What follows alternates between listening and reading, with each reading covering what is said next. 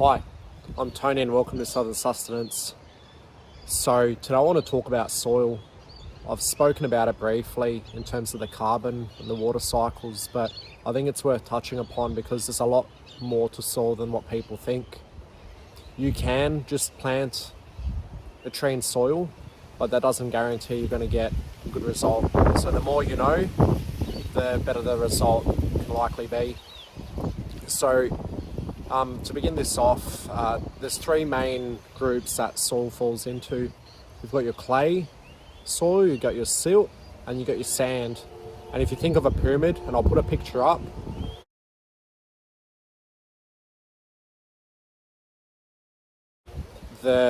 each of those types of soil and each of the pyramid's corners. And where those corners overlap, you've got loams. So you've got sandy loam, clay loam. They're like a mix between those types. The thing to realise though is those soil types have properties and plants have preferences too. So if you can match up soil's properties against what the plant likes, you'll get very good results. So for instance, clay is very compact, which means that water's hard to drain, but it also holds on to nutrition, onto all your minerals, which is really good for soil, really good for plants if you get the right sort of plant. You've got sand, which is opposite, very granular, very large particles. Water passes through that real easily, and so does nutrients. So you've got to amend it if you want things that need the nutrition and need water. And then you've got silt, which is sort of what you find in riverbeds, and it's a mix of both. So the Adelaide Basin is generally on clay, and then you've got cities like Perth, it's on sand, and then along riverbeds, it's generally a silt sort of mixture. Now in my garden, I've done a lot to try to amend the soil to make it a more porous clay so water can drain away a bit easier, and I've done that through the use of sandy loam and gypsum to break it up. And there's plants like the plum behind me that really thrives on the clay. So in a big garden, you've got lots of different plants. How do you cater to all the plants' needs? Well, it's good having zones in particular areas for plants that like soil being a bit different. I'll flip around and I'll show what I've done in a few other areas. But generally the garden, I've tried to plant things that like the clay, and where I like plants that don't like the clay, I've tried to do something else. So I've got this little area here that I was growing dragon fruit out of, but I made a specially made place for dragon fruit, and that's an ice cream bean there.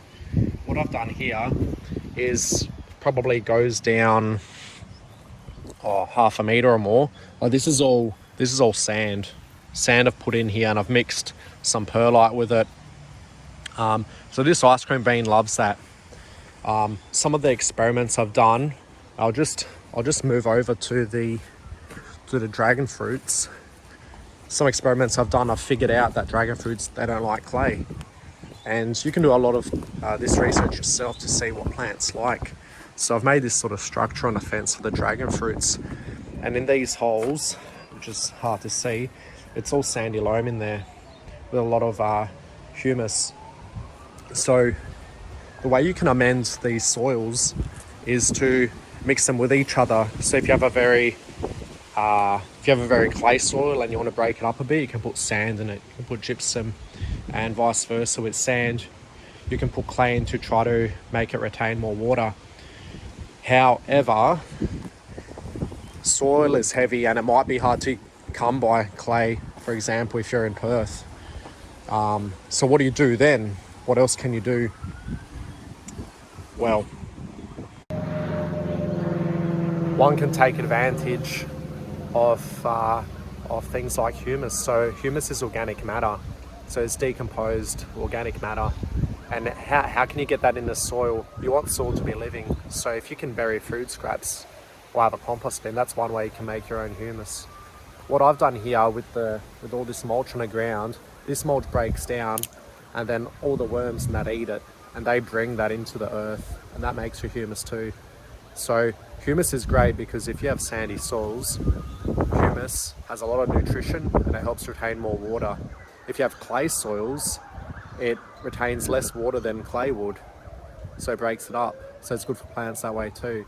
So if you want to amend a soil easily, I say easily, yeah, see if you can add humus to it. And the best way is through composting or by burying things that decompose into the ground directly.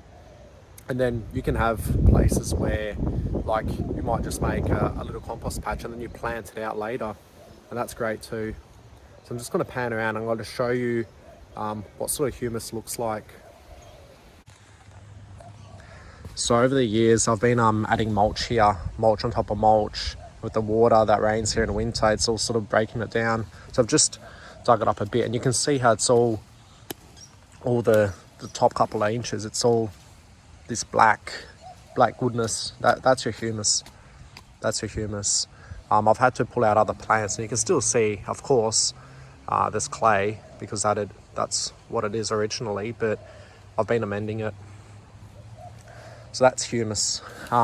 Great way to build your soil. The other thing too is you can have your manures. So I don't know when, this is probably, I've always done it, but this particular mound is what I did last year. I just got tons, literally tons of horse manure, let it break down, and I'll put that around plants. That's great too. The other thing that that's worth considering is mycorrhizae. So I don't know if we'll find any, but I have seen it before. So when things start breaking down, you get fungus, and this fungus forms mycorrhizae, which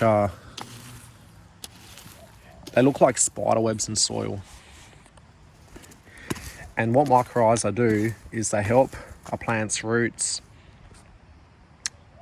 absorb more nutrients, which is great.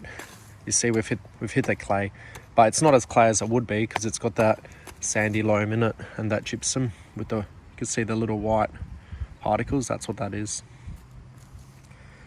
But let's see if we can find some mycorrhizae.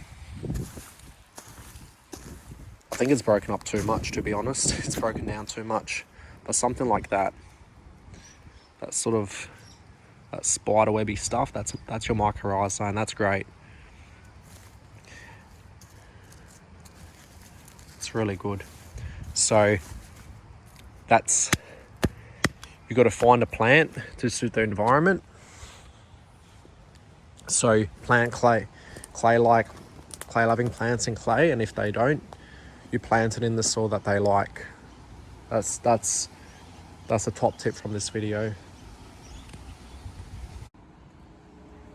So these are just some avocados I've planted out into an old compost bed. So this is how I'll try to make it ideal for them, because they do not like heavy clay.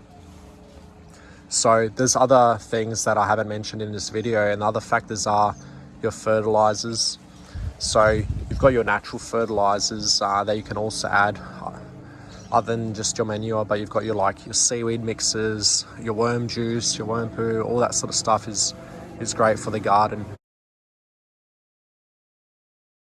And the only thing to be careful of is it can, depending on the quantities that you use, it can acidify the soil a little bit. So again, if you're trying to match plants to the soil, another factor you have to consider is the pH of what the plant likes and the pH of the soil. And you can add things to soil to change it, but you know, if you can maintain it around neutral, around that 6-7 mark, most things will grow. So you've got those things. You can also add, I suppose, how would you call it? Like minerals in the form of like rock dust. So they mine that from mountains, from volcanoes or whatever, and that has nutrients in that, sort of rare trace elements that are some plants, especially those more exotic plants that have a lot of minerals in them, that they lack. So if you're able to get your hands on some of that dust, that can really help move things along. So just something to consider. You're planting things like citrus or things that like a lot of nutrition. When you drop the hole in the beginning, obviously try to get a lot of humus in it, try to get that soil in that local hole matching to the plant, but also you can add those trace elements in to help things along. And water the plant in with some seaweed tonic, and you'll be on your way to getting a healthy plant. So yeah, that's pretty much it. Short, quick video on what soil is and how to best suit it to the plants. Yeah, hopefully it helps move things along and gives you some ideas of how you can improve your garden. So till next time, thanks.